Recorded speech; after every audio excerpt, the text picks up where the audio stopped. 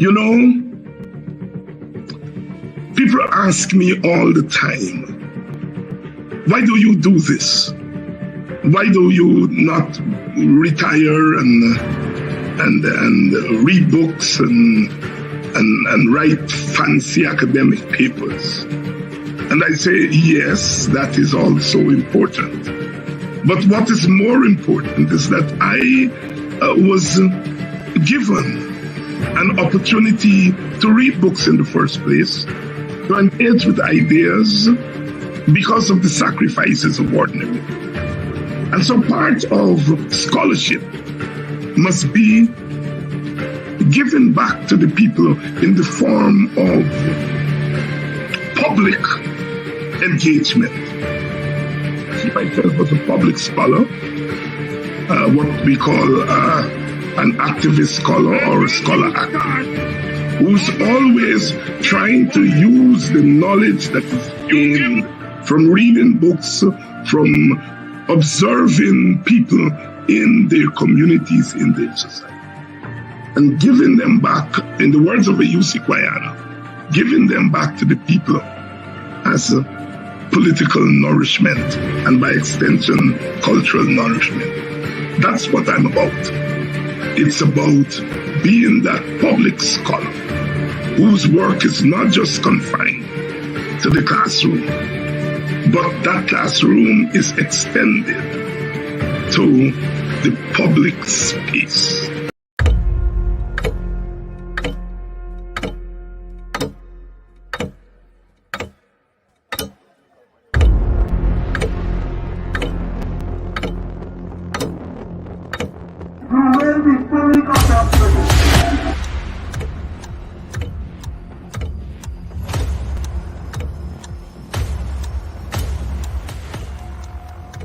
Mr. Watts, he's armed himself. Shots, watch it, tear gas.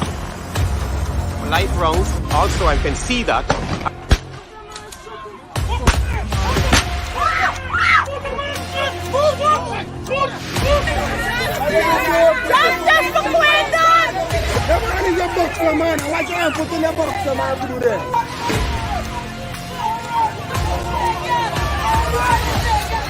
But since my cousin there, no, you come up the East Coast. You listen to me. Right? No, you come up the East Coast. You listen to me. You gotta listen to me too, man. I am listening. Right?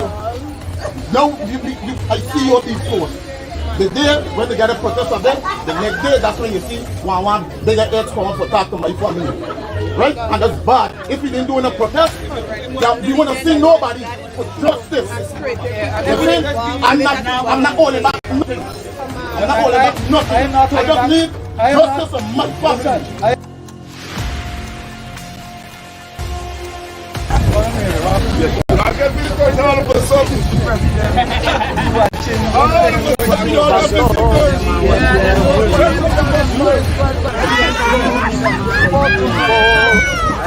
Who's that joker? That piece of plum. I got it, man.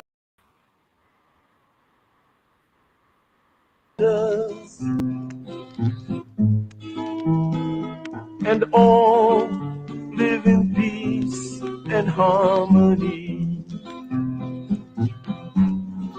This is Guyana, beautiful Guyana. This is Guyana, beautiful Guyana. Diamond seekers go in the interior, pulling their creoles under the falls,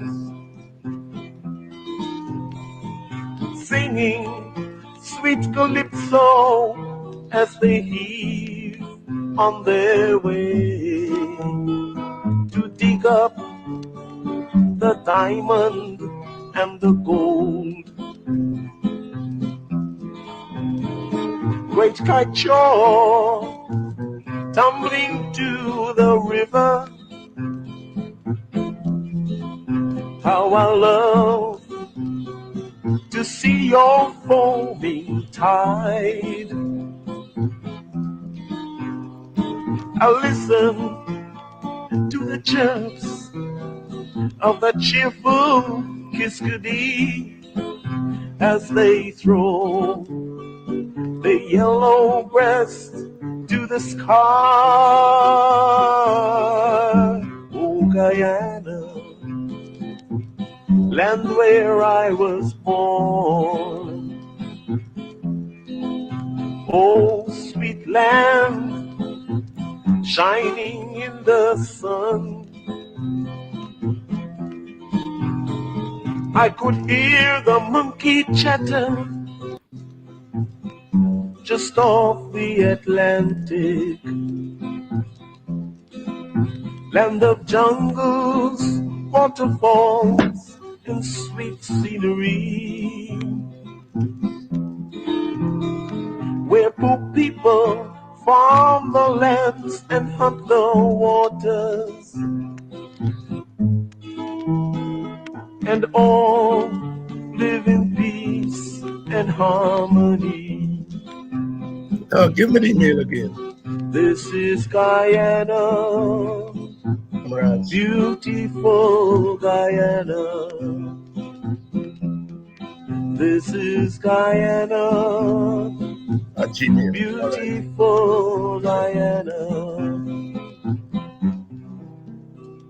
Diamond seekers go in the interior, pulling their crayons Ramjatan 12. under the falls, All right. At Gmail. All right. Got it. singing sweet calypso as they heave on their way to dig up the diamond and the gold. Great kite-shore tumbles in sweet scenery, where poor people farm the lands and hunt the waters, and all live in peace and harmony. This is Guyana, beautiful Guyana. This is Guyana, beautiful Guyana. Diamond seekers go in the interior, pulling their crayons under the falls, singing sweet calypso as they heave on their way to dig up the diamond and the gold. Great kite-shore tumbling to the river, how I love to see your foaming tide.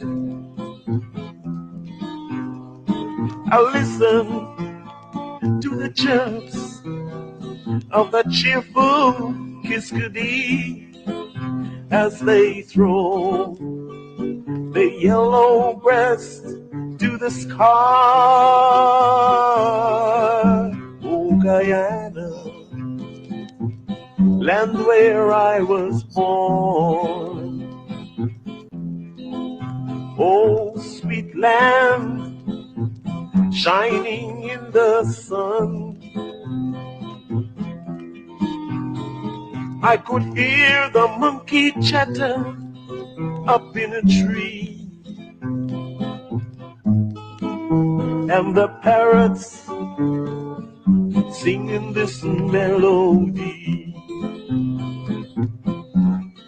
Oh, Guyana, beautiful Guyana. Oh, Guyana, independent and free. Oh, Guyana.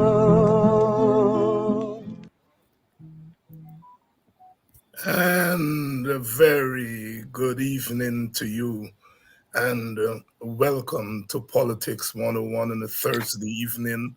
On the screen, we have Mr. Khemraj Ramjatan, leader of the Alliance for Change, and a lawyer, and coming to you with Oh My Guyana, Beautiful Guyana, written and sung by Hilton Hemudin, one of the best songs, one of the best patriotic songs to have come out of Guyana. I had the pleasure of knowing Hilton Hemudin. His father, David Hemudin, served in Buxton as the parish priest of St. Augustine Anglican Church, and Hilton lived there while his father served, and he was my first MC, meaning the leader of the acolytes or servers or altar boy, as we were called, when I joined in 1967, January 1967. Long That's time. 56 years ago, and Hilton was the head of the servers at that time, and he was always playing music and so forth. He's in New York. I ran into him a few years ago, and he continues to play music. Oh My Guyana, beautiful Guyana. Beautiful song, beautiful song. Welcome all of you to Politics 101. As we come on here tonight, we have the shocking news that the PPP is no longer selling the Marriott. Oh, you heard how Mr. Jack Dio was carrying on about good economics. We have to sell when the thing is making money. And as usual, when that chap begin to talk about economics, there's a word Khemraj like to use, scamp. That business. Good evening, Khemraj. Thank you very much, Dr. David Hines, and very good evening to you. And glad to be there when that introductory song was being sung by our son of the soil. Thank you very much. So, Khemraj, when you heard the news today that Marriott is no longer going to be sold, and the reasons given by Mr. Jagdio, were you at all surprised at this outcome? I wasn't surprised at the outcome in view of the fact that I knew the motivation behind the sale. They wanted to give that Egyptian of shady background that hotel. And so they set it up knowing obviously that he might put up the highest bid and so that he can get the hotel. I am absolutely certain. This is an opinion of mine because, you know, that's how I know Jagdeo operates. And he's going to use the economic argument that let us sell the thing out. We have, it's going to drain our economy. I mean, sugar is draining our economy far more, but you're not going to sell that out. You want to sell out this hotel that is now very profitable. Now, that does not mean that it shouldn't be sold. But the trouble is, why now? It is because of the seller, the purchaser. This fella knows how to deal with these fellas. And so when we did what we did in relation to the background research that was done, and then we sent it all over the country, he now realized that he was in a jam. And he felt, boss, we can't sell to that man. That man got too much background and litigation and security commissions problems and banned. And there's some criminal charges, I think. I don't know if there was any conviction or whatever. But then he realized that this thing can't pass. And then he made a somersault. This fella could proper somersault, you know. Just like how he somersault with the renegotiation with Exxon. So all of a sudden now, he realized that the PPP and his government, and probably he himself, are going to get a good battering if they only sell to this guy called Rami El Batrawi or something like that. Yeah? So that's the position. Now, he can, and he said that, look, the prices are too low. You know, one of the other thing I want to make mention of, the next highest bidder is Robert Badal, The a owner of scourge Pegasus. of Jagdeo, adversary of Jagdeo. Jagdeo not going to want to sell to the next buyer, but let somebody else had gotten, because I understand one said 65 and the other said 60 or something like that. Very close, the two of them came. If that was not a Badal making that, he would have sell it. I know the fella. The trouble, however, is that you're not going to sell to Robert Badal. And so all of a sudden, you're now saying that the price is too low that these bidders offered to look good, as if this by proper law of this country, to the extent that he's not going to shortchange the country. Well, with Exxon, we know that he's shortchanging it literally, especially with the 214 million US dollars audit and all of them things. He proper shortchanging because he don't want to renegotiate oil contract or nothing now. And so he gone and he said, well, you know, I am such a great servant of the people of Guyana. These fellas have bid too low, and so I will not sell it. Let me tell you this. And that kind of gaff, he's going to go and tell the people in his support base. But let me say this. When the bids were opened and made public, when he see that the 65 and 60 million dollars, them two top people this bid, why instantaneously he didn't say bid's too low? Why only when he got all the information as to the El Badrawi guy being the kind of shady character he is, then he said, no, me ain't touching that. So it is all a sham, the excuse he is making now in relation to, the price too low. Not price too low. You get caught with the pants down selling to somebody who he didn't check out and so on. And now, because if the prices were too low, because we understand from all the players that had been doing a calculation as to what this Marriott cost Guyana, it should be like about $120 million, if not more. We haven't gotten all the cost in, but you got to, when you're selling, put up a base price. Yeah. He ain't put up no base price. If that fella had not gotten that background, you certainly would have seen that he sell it to him with no base price. And we should be asking now, what is the base price for any purchaser of the Marriott? You know? And that is why he changed him out now. And he somersault, because indeed the whole arrangement was, look, I can sell out this thing. You better put in a bid and this and that and whatever. And one of our viewers is saying, and the Skeldon estate too. Of course, he never offered to sell the Skeldon estate. Good evening to you and welcome to Politics 101. Khemraj Ramjatan here. If you're joining us from Guyana, the news tonight is that the PPP has changed his mind about selling the Marriott, and Khemraj Ramjatan is taking us behind the text, what we call the subtext. Khemraj has just pointed out that sugar is bleeding the rest of the economy. He's not selling the sugar estates, but he's selling Marriott. And we've said on this program, others have pointed out that the PPP uses the sale of state assets, uses contracts to steer money to its friends. And as the APNU guys would say, its cronies.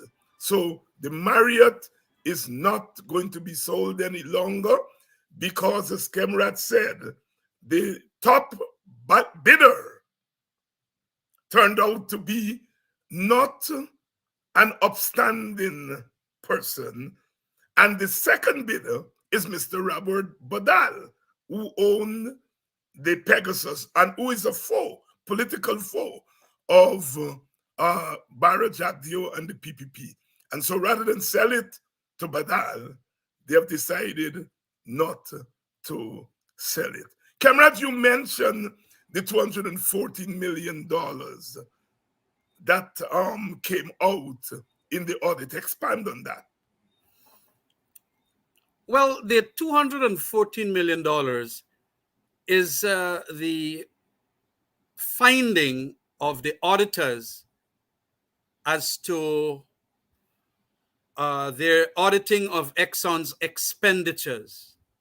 And because, as you know, profit oil will be divided literally by the certain percentages, the more that you take off as expenditures, the less you're going to get the country as a result.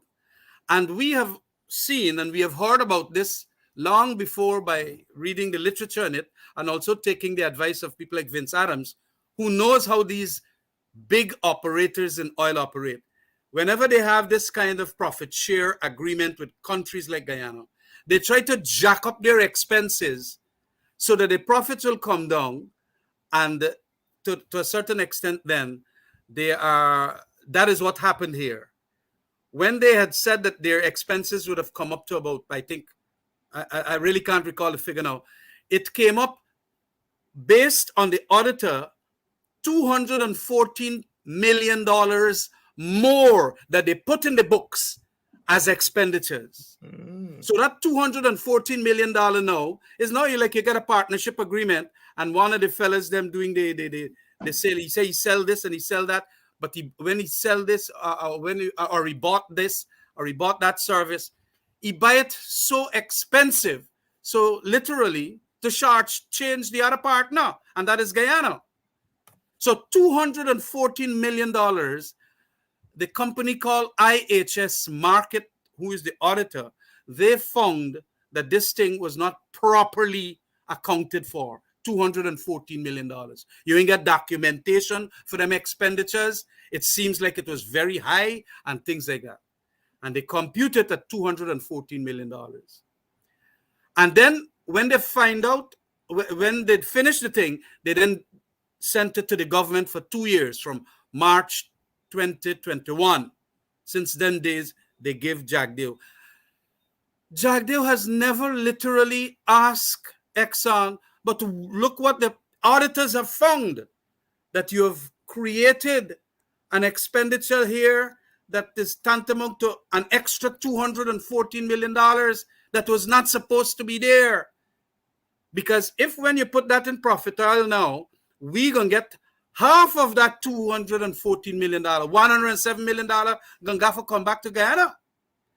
And that is what he was hiding when since March 2021, we in Parliament, David Patterson in Parliament, Vince Adams inside of the press conferences were saying, where is the IHS market report? Because we had heard that the people finished their audit and they hand it over to Jagdeo and them. But they hide it. So that audit is saying that what we should get more for the oil is $107 million more. And Khemraj, what is Jagdeo and the PPP saying? After all, these are the people who are the patriots, the Democrats, the ones who are developing Guyana. Why are they giving away $107 million? Well, I believe, and I even call it a Faustian deal, a deal that they work out. Keep the money, Exxon, but when we ask that you do certain things for our political base, like in quarantine, they want to put up a stadium that is of similar stature and status and so on, Providence, and they're going to put them up at Palmyra. and they're going to get the monies from these people who are going to help now, or they're going to get to do things within their political base, like Essequibo and so on. So what they're going to do is to ask Exxon, from your social corporate responsibility, hey, build something up there, build a cycle track at Essequibo, and so on. And they can go and tell back the people, you see, we are working along very collaboratively with Exxon. This is the trick in the thing. And so the money doesn't pass through the parliament till we could discuss where these revenue streams are going, but they work out some deal whereby they allow the people to keep our $107 million. And that is the only logical conclusion I can come to. Because if indeed the people spend money in extra whatever, legal whatever, or extra contractual arrangements, then all you got to do is to please, the auditor has found that you did this, more profits should come to the country, $107 million more, and please, I want the money to put in the consolidated fund. But no, he hide the report. He hide the report. And then when Stabrook News get the report and start publishing all these things, and people like Anand Gulsaran analyzing it, I also managed to get a copy of the entire report. I sent it to everybody. Yeah. This is what you have to do as a politician who also came by the report. And they just did not do anything even after that. They have not called in. They want to tell IHS market that y'all are stupid people, that really Exxon didn't overexpend or whatever by $214 million. Is y'all, the auditors, get them wrong. Exxon is right. Do you see the incestuous relationship that this Jagabat now got with Exxon? And that is what Guyanese must understand about this fella. I mean, this is how he bypassing that now. By that bypass. He always does bypasses. Bypass the Marriott by doing that. Bypass even a vice presidency, because he literally running this country, Yeah. And that is how he bypassed the constitutional provision in relation to 2 terms and no more. So he not turned president for a 3rd term. But effectively, he is, substantively, he is running this country. He in charge of finance, he in charge of oil and gas. 2 biggest things. And he's the one that said that we're going to renegotiate and review the contract. It's the rottenest contract we ever got. No, it was not the rottenness. It had its imperfections. But whatever it is, he is making it, if he call him rotten, he is making it even more rotten by not performing his obligations as one of the partners, which is, or are, to see that flaring is not done. You're allowing Exxon to do the flaring. You're allowing Exxon to throw the hot water with oil and toxic chemicals and so on inside of that ocean. That's why them fishermen can't catch fish and so on. He's allowing the guarantee, parent company guarantee that Vince so often talk about, which is that assuming there is an oil spill, all the expenses to clean up the oil must come from Exxon parent company, which is the rich one. They set up a subsidiary here in Guyana. So if we go after the subsidiary, you're not going to get nothing. So we were asking that we want a parent company guarantee that they're going to pay for all the cost, because when an oil spill with such a big setup broke and all the oil start floating in the ocean and so on, it will cost billions and billions of dollars.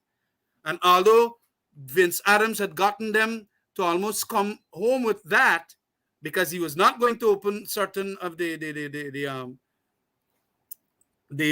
rigs, he was not going to license them, they gone and literally bow down and say, yes, you are our Lord, Exxon.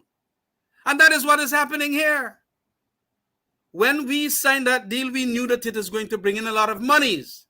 And then you got to be strict with them. You got to get big professional people who know how to deal with them. And that is what Vince Adams was. That is what Dr. Jadupat was. He would have been asking them for all the information so he could put it on the GYEITI thing and so on. He gone and he knocked them off. That other fella from the unit, Bino and so on, they know about the thing. No! But they got some jagabats they know who running all them and they can't hold Exxon to account. And he himself, along with Vikram Bharat, now hiding the IHS market report audit.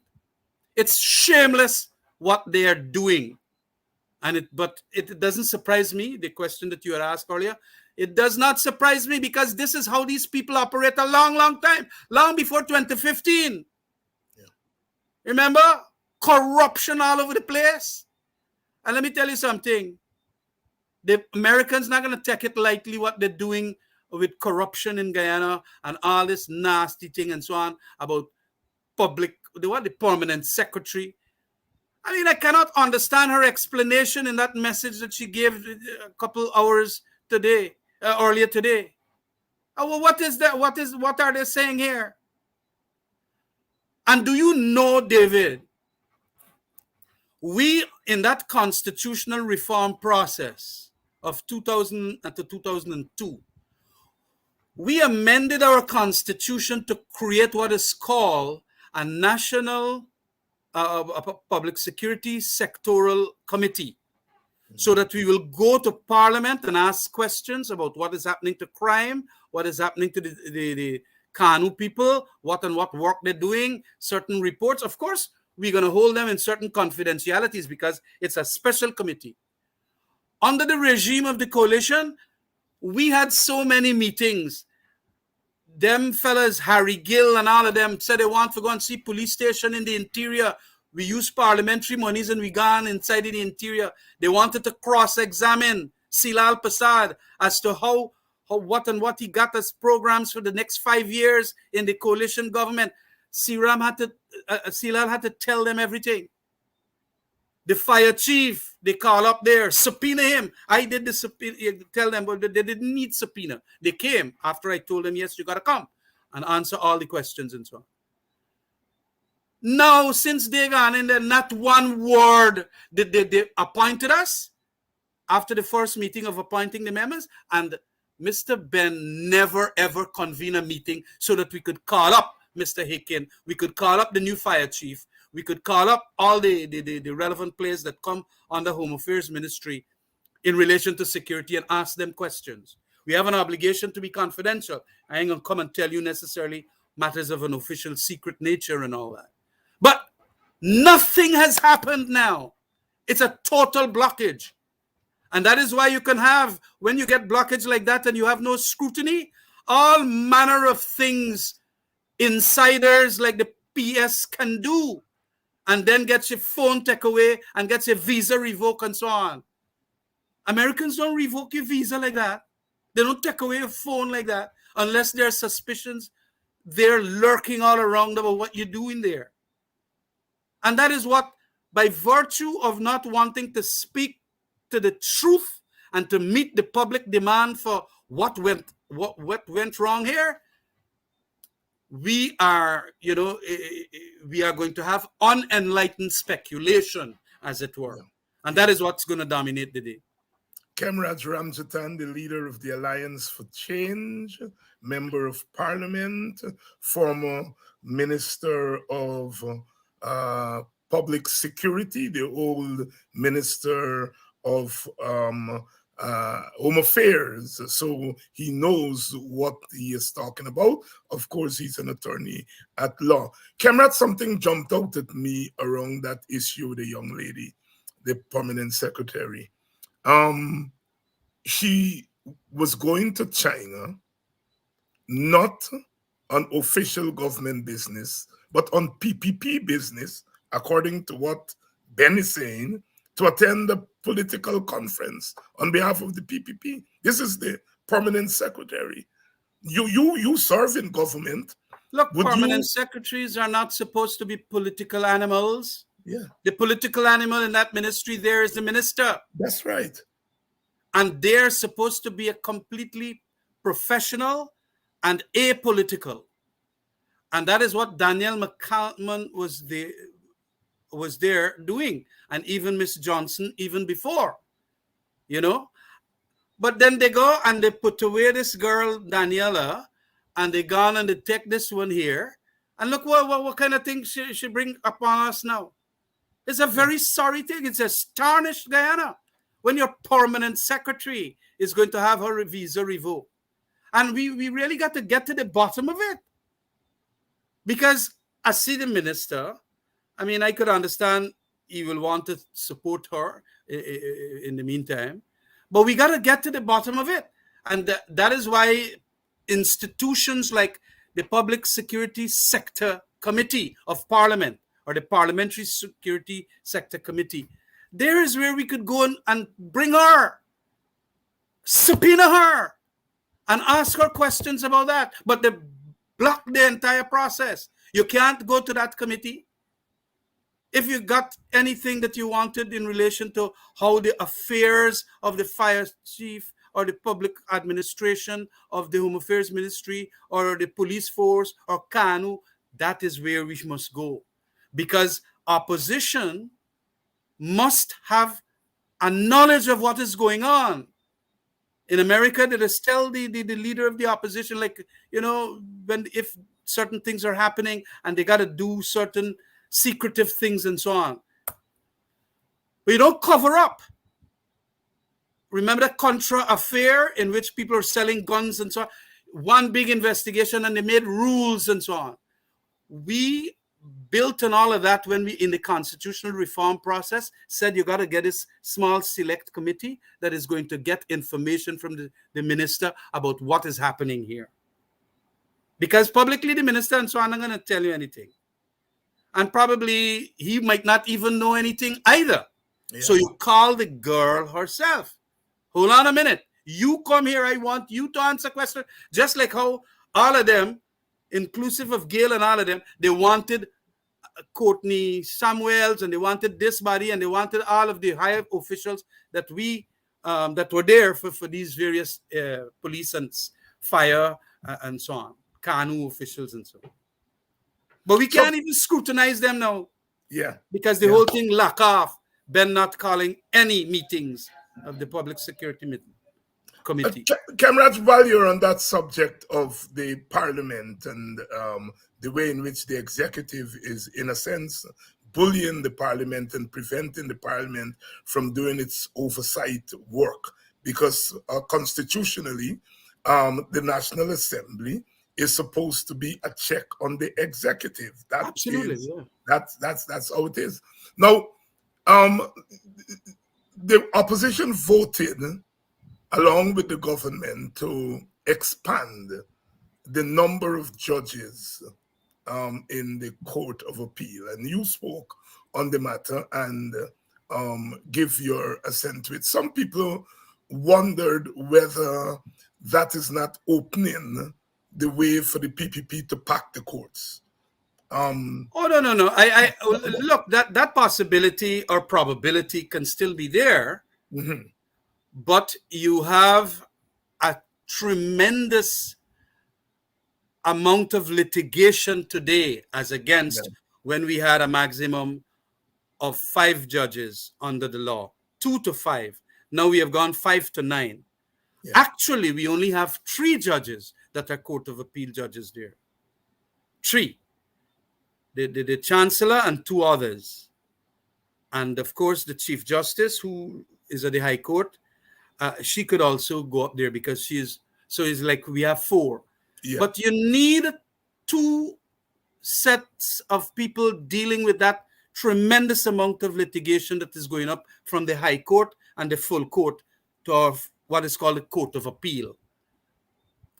Right? And you need more judges. We had talked about this thing a long time ago, even since when I was president of the Guyana Bar Associations 15 years ago. It is important, but a lot of things did not happen, and it was not favored, and a whole lot of things. And then they're saying that it will be lots more costly and so on. Well, we got all the oil money now. You know, we got plenty money now. So at least help litigation flow smoother, and to an extent more efficiently, expeditiously. And I supported it because indeed, if we were in government too, we would have passed that law and bring it on stream. So, but yes, indeed, now that you got, if they carry it to 9 and they're gonna let's say appoint 8 judges, so you could have 2 sets there. Well, fine, but we know that there are a little check and balance with the Judicial Service Commission has to make recommendations for these Court of Appeal judges to the president and so on. I hope it is not going to be abused.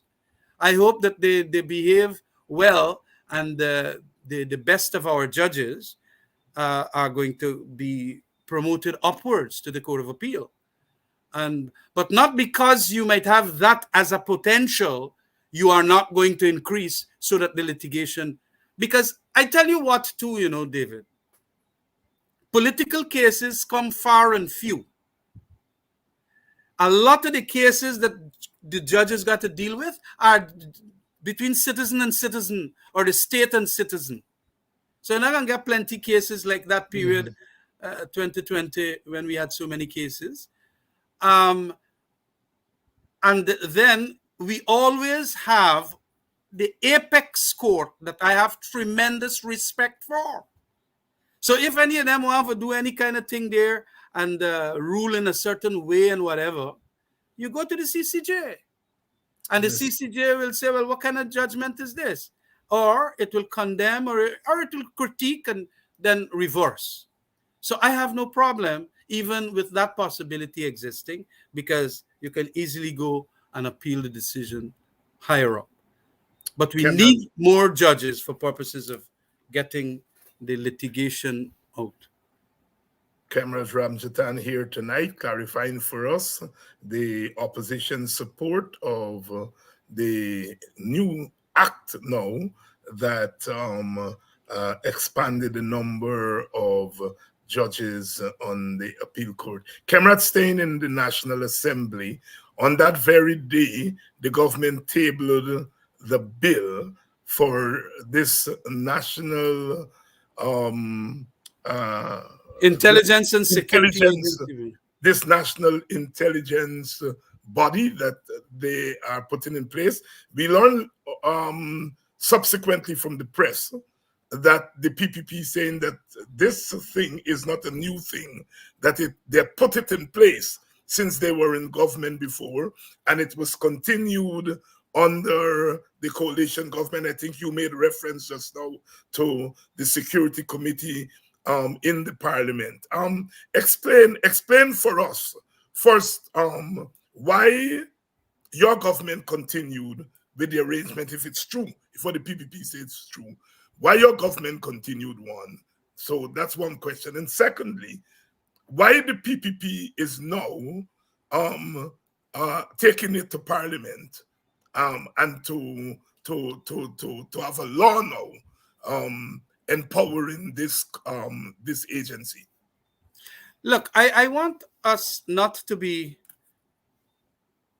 too, I mean, when it comes to matters of national intelligence and security, we always must, as a rule of thumb, be very, very cautious about it. Mm-hmm. But indeed, when we got into government, we not immediately, but I think sometime thereafter, 2 years later, the president saw it fit, and of course we all, I was asked and so on, and it was said that this is a body that largely will brief the government of the day as to what are the important intelligence issues that they are dealing with. And I would like to tell you that indeed, just prior to our cabinet meeting, we used to have the briefing from the head of the police, the head of the what was called the National Intelligence Unit, or the National Security Committee. It is just behind the Castellani House. The Kanu head, the fire chief, the prison head, and so on. These are the legitimate leaders of the lawful institutions that deal with matters of national security. The GDF boss, Mr. Mark Phillips, used to come. Okay? I can't go into what we discussed because that, of course, is difficult. Right. But we needed to be informed as to what is happening with syndicatos. We are the government. We are the elected government. Okay? And we are hearing that somebody get murdered up at the area there. I, as public security in Guyana, a lot of our ministers who are very concerned don't know what. Okay, all right. Well, it is a useful instrument to know, because the commissioner of police is going to come and give a report on that and other questions that certain other senior ministers and vice presidents that were there. I remember the president, myself, Carl Greenidge, and Harmon. And then we will then report back to the cabinet. I thought it was an extremely useful setup for purposes of informing our larger cabinet what some of the issues for that week, because it was held weekly. And I understand that that is how it used to be held prior to 2015. So I thought it was a useful thing. Indeed, when I had learned about the thing set up and so on, prior to 2015, I had indicated why, if indeed this is the useful nature of it, I think it was Clement Rohi who had reported about it. Why is it not as part of our law? Legalize and legitimize it just like the Police Act, like the Defense Act, like the Kanu piece of legislation, the Fire Act, the Fire Service Act, and so on. And well, it wasn't, because after that, it didn't happen the first 2 years in our administration. It's down on the bottom end, and the bottom end, we had so much a problem with Sharon Das and Lard and so on. But indeed, there was a proposition that it should be legitimated by virtue of legislating.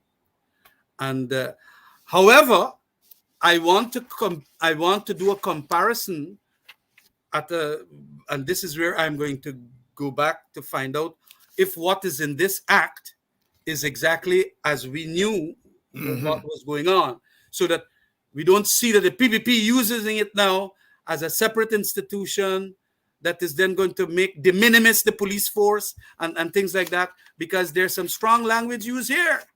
And that was not the intention, how we want to use our national intelligence and security agency. It must never overrun the Guyana police force, a civilian professional police force, and then go and do a kind of a surveillance society. They're going to bear into your telephone and this and that and all kind of wickedness. You got to go to court and get court orders before you can do certain things.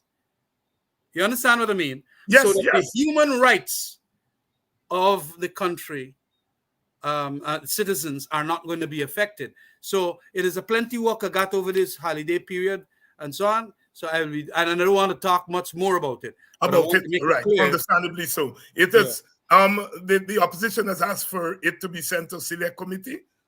Well, I don't know. I was a little busy today.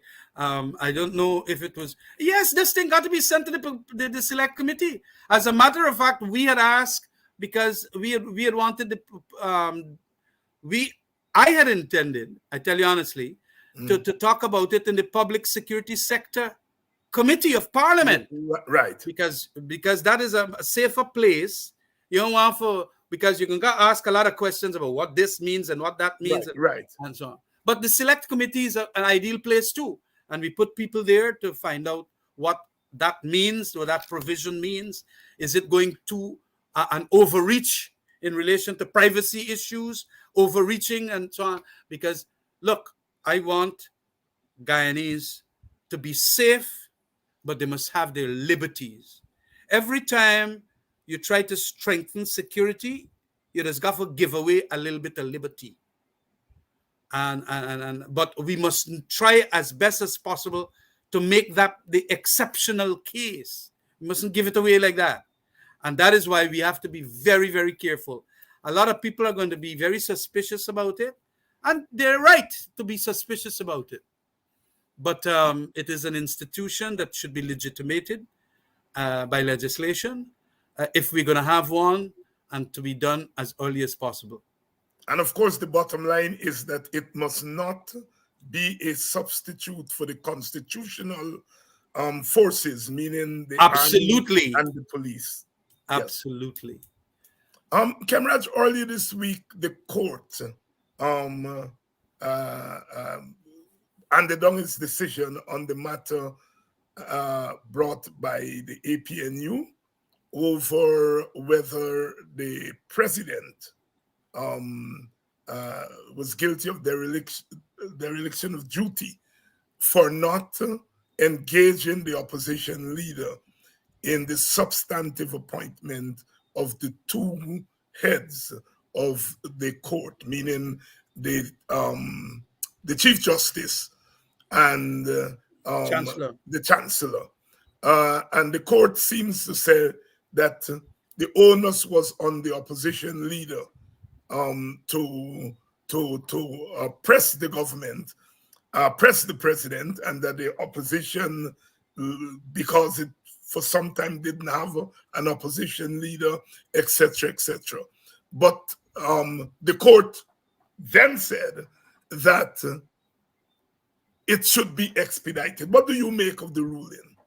No, I respect the ruling of the court, and I am happy that the court emphasized that we are in an inglorious state, as it said, whereby for years now, over 10 years, I don't know, more than 10 years probably, more than 10 where years. we haven't had a Chief Justice, substantive Chief Justice, and a substantive Chancellor. And the Attorney General, my good friend, very loquacious, you're going to talk plenty, feels that he win the case. Win non-case. The case was largely to give the public or draw public's attention to what is happening, and moreover to get that a high court of our land, a branch of the judiciary, is saying that please go ahead and hammer out this issue, because the Constitution provides for an agreement. The president shall appoint these two persons, these two office holders, after there is agreement between him and the leader of the opposition. The leader of the opposition has already indicated, look, the two people who are there acting, I would like them to be appointed. And, it is very difficult for the president to say that, I don't want this person or that person, in the sense of these people being there for such a long time. It is a little disastrous quality of our politics that this is, we agreed to this as a constitutional provision by the agreement of the leader of the opposition and they can't come around. It's the same thing that probably they happened in relation to the Patterson matter. Right. Remember? The chairman of the Elections Commission. Yes. We somehow got to learn to hammer out with each other. We have to engage, and we have to learn to come to the realization that, okay, give and take, this person and that person are the two most senior persons in this judicature. Please, we are going to go and appoint them Chancellor and Chief Justice. The AFC has come out a long time that these two persons should be appointed. Yeah. But it is one thing that jumped out at me, Khemraj, is the court suggesting that if the status quo continues with no substantive head, it compromises the integrity of the court. No, it does. When you are not there substantively, you could be held like a yo-yo. You might very well feel that when I write the decision one way, I think they might appoint me. And then your principals tell you, but this is the correct way, the other way. And so that is the psychological impact and effect of not being substantively appointed. And I think there is a Scottish case in the point that it might be unconstitutional if you don't appoint, because the independence of the judiciary, which is a constitutional principle too, is being affected by the non-appointments of these people. So it is important that we now get it right, and I think that is what the judge, Justice Damon Young, yes, Madam was saying, please get your act together. And I believe that Irfan Ali, His Excellency, should very well go and call the man up and say, well, fine. But the Attorney General did indicate to me that he got to go through something to get a Public Service Commission's chairman. We only yesterday, that night, we also appointed the 2 other people to make up the Public Service Commission. And then they're going to get a chairman. That chairman would also be a member of the Judicial Service Commission. And it would appear that they want to do the thing, waiting for the establishment of the Judicial Service Commission. There is no need for a Judicial Service Commission. The constitutional provisions say agreement between leader of the opposition and the president. And so I don't know why he wants to wait for Judicial Service Commission to be established and all of that. That might take a long time. We don't know how long that will take. But now that the judge has ruled, and the way she did, don't know if it will be appealed, and then it could go right up to the Court of Appeal, and then it could go right up to the Apex Court. And the Apex Court could use some judicial activism and say that you must do it within 6 weeks. Look, that judicial set of persons you got up at the Apex Court, they have done that in that same case with Marcus Bisram. Yes. The DPP. the DPP case. Talk a little bit about that legislation. Yeah, well, but I want to bring home the point that it might be a useful thing for this court to go right up to the CCJ for a ruling. Yeah. Because this thing, that court of appeal in another matter, not necessarily the exact matter that deals with the issue, that Apex Court has enunciated what we lawyers call arbiter dicta, right? Made statements pronouncing that please get these 2 people appointed outside of the court too. I understand the president of the court giving some lecture somewhere also talk about it. Yeah. And so if it needs a ruling in the matter, I am certain that CCJ will very well want to use some judicial activism and say that what the president is doing by not, at least the opposition leader has given him the 2 names and so on, he is not appointing, then there might be some consequences to that. And he could put timelines, because what this court ruled is that there is no timeline.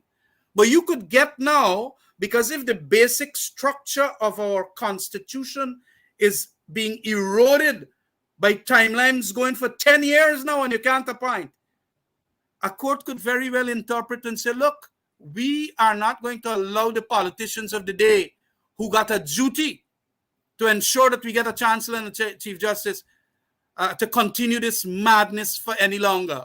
And they could very well say that we got constitutional powers and whatever. In that Bisram case, they did go a far way.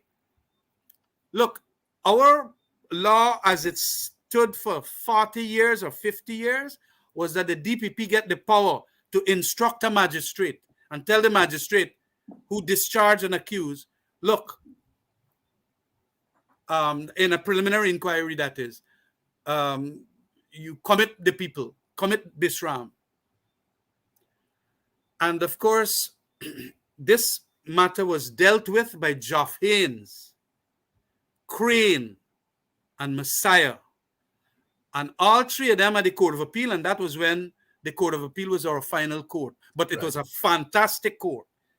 Them fellas there were tremendous Oh, yeah, legal luminaries. you call three titans there. Yes, right. And they ruled that although there might be certain things about this approach, that the DPP got so much of power to order a magistrate to commit a man to stand trial, this law, when it was made, was saved and can't be held unconstitutional. They all three of them believed that it was, in a sense, affecting the rights of the accused. But because of a certain savings clause that said, before the Constitution came into being, all the laws that we had there, all them laws before 1966 are saved and they are held to be constitutional. Right? So that is what saved it then with that Court of Appeal. Well, of course, these lawyers, and lawyers are like that, we're going to find a new argument and whatever, or bring back the old argument of those lawyers that were arguing it against the DPP then, and they use back that argument at the CCJ. And the CCJ said, look, we are, and they used a very nice principle of modification, and also a principle that if it affects human rights, and it affected the accused human rights and so on, and they then interpreted in such a way that they said it is unconstitutional, reversing the Court of Appeal of Geoff Haynes. Right? So, okay, well, now that is our law. It is just like the slavery law in America. For 100 years, they said slavery was constitutional. Until then, you got that famous case that says, no, slavery is not constitutional. It is unconstitutional, and so on and so on. Remember? The legal evolution happens in this way. And a new, nice argument comes up. And based on the culture and the values that have changed and all of that, you can get a new argument. And that is what's happening. So we can get an argument that will be being to that extent that the CCJ in connection with this 10-year drought of our Chancellor and Chief Justice being appointed substantively. Khemraj, let's get to the local government before we go. Your party, along with the WPA, have decided that they are not going to participate in the local government elections. The PNC said it reluctantly decided to participate in the local government elections. Since nomination day, the PNC seems to have found a lot of skullduggery happening in relation to candidates and the list that support candidates. And today, the chairman of the Elections Commission said that GCOM cannot deal with those matters. She seemed to be suggesting that those matters have to be dealt with in the court. Your interpretation, your view on how we should proceed on this issue. Well, look, my view first, I think I am now vindicated, and WPA is vindicated in not participating. I knew that this, I won't cuss, but this nonsense would have happened. But it also now, what is coming out and floating at the top is the nastiness of the PPP, and especially, again, the chief campaign manager for the PPP, Bar Jagdeo, when he now going around telling people as General Secretary of the party to go and collect your nominations, the nominators and the nominees and the candidates and so on. And one set of corruption is being found out now. You know, some things like that we had found inside of that recount. But that people can't vote. Here you get that people sign in. It's a stinking shame. And they want to say that people, you know, look, these things could very well happen. And across the board, when it happens, what we got to do as a democracy is to ensure that we have a remedial mechanism that could solve these problems. The recount, I suppose, could have been one of those things. The trouble is that it is fundamental that we understand that there could be mischief makers. And mischief makers can happen from all parties. What stops the mischief or minimizes it is to ensure that you make sure that nobody that dead on the list. Nobody that they're overseas up on the list. Look how much overseas people sign up now. You know, for all you know, them overseas people that ain't there here, they gonna go and vote too. And Well, that is why you want to cleanse. We found almost 5,000 of them voting in 2020.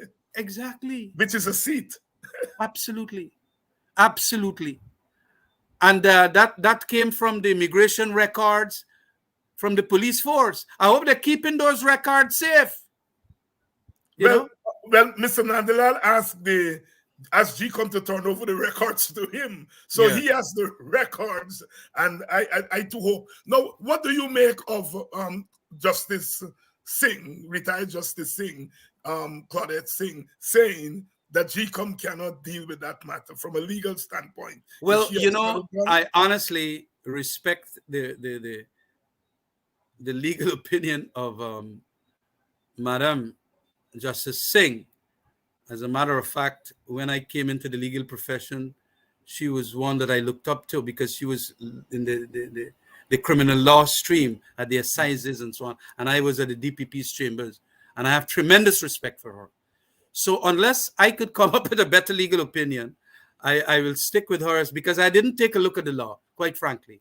And if she is saying, having taken a look at the law, that indeed it is a matter for police and the other things and so on, I suppose that will have to be carried there.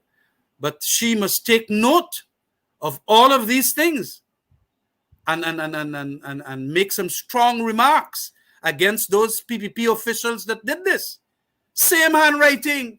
And they come up with this flimsy excuse that, you know, the first one was we had the people sign, but they didn't sign clear, so I go and do back the thing.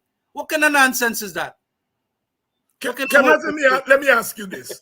Even if you agree with our opinion, and I am tempted to go down the road that you are going down, that she has given a legal opinion, does that stop GCOM from administratively?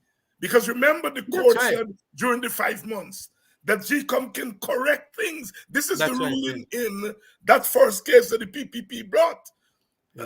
That GCOM could correct things. Absolutely, because in the Constitution, it provides a whole gamut of powers, a panoply of powers there for GCOM to do. So when you see this thing here now, GCOM should make sure and come out with strong statements and denunciations that this here, and coming from the PPP know that it is weak in certain areas. But they want to play big buy that they could go and take away PNC votes and so on. Look what they got to go and do. And they're paying people $20,000 for get signatures and so on. Look, they're in shame. Let me tell you something. Just like how they're rigging the treasury, they're rigging the governance institutions of the country. They're gonna rig that same local government elections. Check it out for me. Because these people want to show the world that they're all powerful. They are not all powerful. They got the oil money. Try as best to be good servants of that oil money and let it be distributed all across the country. But no, they don't want to. Up to today, we can't hear from the natural resource committees that were formed. You know, the investment committee, the public accountability committee, the other resource committees and so on, that they named people like they ain't functioning. It is crazy what is happening with governance in this country.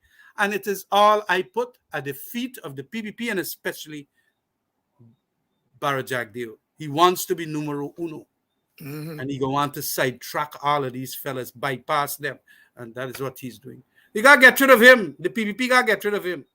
Yeah. Khemraj, as a political activist, as a lawyer, whatever you think about the report that the Commission of Inquiry set up by the PPP handed over yesterday, you must have glanced at it. Well, it's through the reports, the various reports, Dennis Chabral and so on. It doesn't surprise me. It doesn't surprise me because indeed there was a complete boycott of a different narrative. And what else could these commissioners have ruled? And that is exactly what the PPP wants it for. Yes. They know that indeed this would have happened, and the propaganda effect and so on. But let me tell you something, David Hines. The Guyanese, especially the East Indians, Albion and Skeldon and so on, they ain't getting 3 square meals. There you go. And they are vexed with them. Businessmen, East Indian businessmen are vexed with them. So they could go and say, well, there's propaganda here and propaganda there. Oh, and this happened at the elections and so on. That well, of course, I didn't see that them saying that the elections was rigged by any party that participated and things like that. Right. They said that these certain officials within GCOM did certain things. Of course, the courts have to deal with that too, and so on. But they're not bringing up these prosecutions so that they could be heard early too. Right. Yeah, they got the people dangling there. In any event, the trouble is, when we read the report, we are going to know if they're going to say that, because they're gone and they tell the people how Ramjatan rigged the elections. Oh gosh, how Cathy Hughes was involved in this, and everybody from the AFC rigged the election. Yeah, That is what the PPP is good at. Yeah. But nowhere in that report could ever reveal that kind of thing. No, they were, and so people must also read the report as to what transpired. Yeah. And who probably were the persons that they're holding responsible. Yeah, but Khemraj, all of us had to go to university. Some of us teach there. When you do a piece of research, you usually say upfront, here are the weaknesses of this research. I did not get to interview so and so persons and so on. I mean, you did not get to talk to the entire opposition about what went on. You went with one narrative when the recount is there as another narrative. So if people didn't want to go and to give evidence, the recount is public knowledge.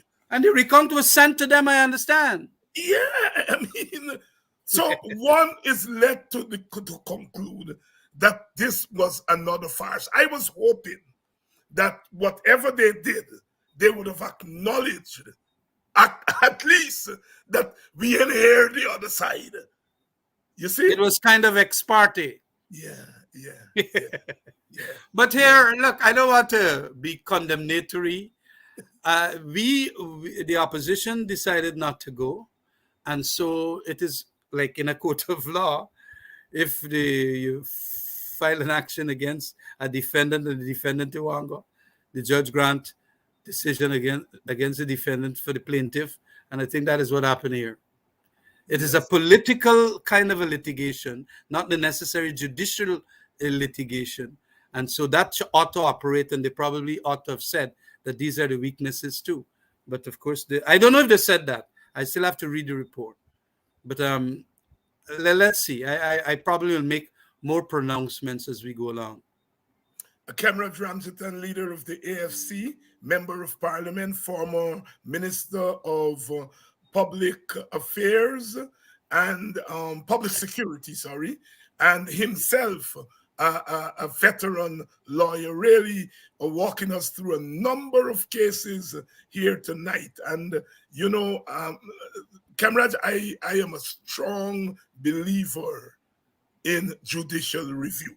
I think that is the pillar of any justice system, and it's good to see the court being so active. That's because correct. It says something about democracy. If your court is not doing the review that it is supposed to do, your democracy dies. Closing remarks. I agree with you totally. Our liberties can be in jeopardy, but our courts, in my view, are going to be its savior. The democracy is pretty fragile. It is going to be made a little more fragile because the oil monies that we have, that makes vulnerable conflicts that are going to be normal, regular conflicts can take on more deep-seated disharmony about them, and so on. So the courts will have to come to calm us down and tell us that this must be done, and so on. And so it is important that we rely heavily on that and respect the courts. But thanks for at least allowing me to elucidate a couple of the points that you said you wanted me to. And we'll be here at your beck and call, my brother. Thank you very much. And of course, your press conference, the AFC press conference is tomorrow. What time? I think it might be 1 o'clock tomorrow. At 1 o'clock. The press conferences now have become public conferences because of the media. You see, 5,000 views, 10,000 No, but that media is also the fourth estate, it is called, is so fundamental to the democracy too. Yeah? And we got to get the reporters not being, remember how I ended my article, the withering of the press? Wither the press, sorry. Yeah. We must not be servile. We have to make sure that is the press people, yourself, doing somewhat like a journalist here, calling a politician up to answer questions and so on and to give information. That is an important function. We have to enlighten the public out there, and reporters, the media, property owners for newspapers and so on. They got to do the job, and they must almost uncircumscribe. And in light of the recent attacks on media people for doing the job, it becomes even more imperative that we fight as hard as we can to protect the media, even if sometimes we political people get annoyed with them. Even the partisan media, like the Chronicle and the Guyana Times, have a right to exist, and their freedom to do their work must be respected. Khemraj, until, and for those of you who have stayed with us, all of you in your great numbers, Selwyn Peters is saying the Commission of Inquiry report was weak and the recommendations subpar. Selwyn owes us an appearance on politics. I saw him somewhere in the media. Was it on Globespan? God, I look at so many of these things. Or was it on Mark Benshop? My goodness. God, it's part old age and part at nights. I have to do what political activists and political scientists do. I have to watch all of these shows. So I set aside 3-4 hours per night to catch up on all of these shows, because you can't only know what you are saying or what your side is saying. You have to know what everybody's saying. Selwyn, I saw you on something, bench cop. I know. I look at too many of these things and I sometimes can't. Selwyn, you owe us an appearance on Politics 101. We'll talk. Good night. Tomorrow night we continue our series, Race, Ethnicity, and Politics. We started that conversation with Vincent Alexander last week, Friday. Race, Ethnicity, and Politics. We're going to continue that tomorrow night on Black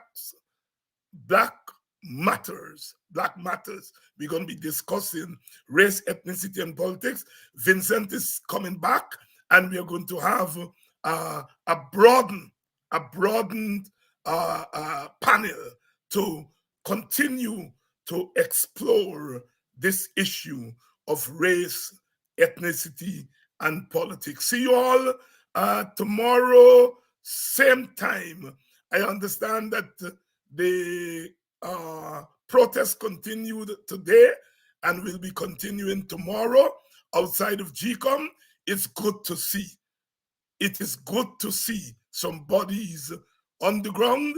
It is good to see some politicians and other leaders out there. If you're in Georgetown or near to Georgetown, join the protest in front of GCOM. I seem to believe that there is much more